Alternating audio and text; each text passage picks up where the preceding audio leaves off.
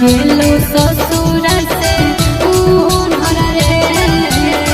साड़ी बिहौती एगो चूनर रे छोड़ी चढ़ो खरा चूनर गे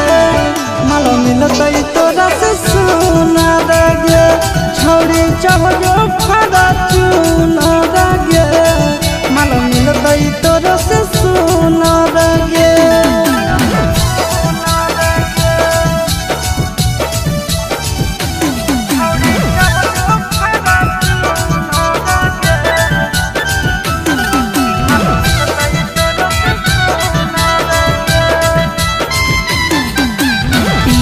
घुमबो हम चढ़ के बरे जावा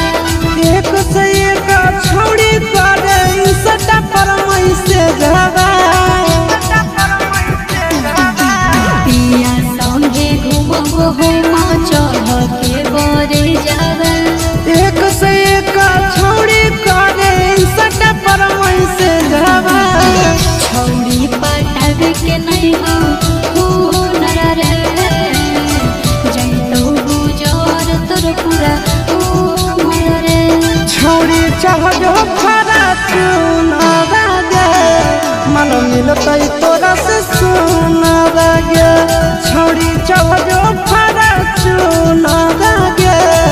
माल मिलतै तोरा से सुनर गे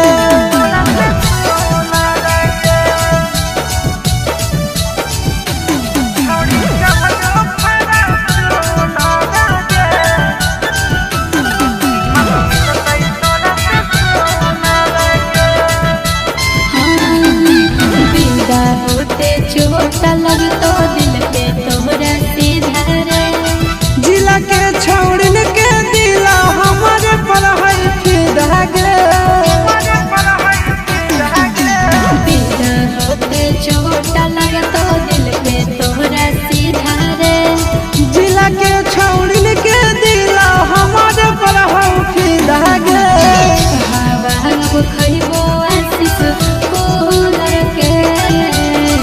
भोजरबो चिंटू फूल गुलर के छौड़ी चढ़ो खरा चूनर गे माल मिलतै तोरा से सुनर गे छौड़ी चढ़ो खरा चूनर गे माल मिलतै तोरा से सुनर गे बाबू खूबसूरती का हमरो गुमान है।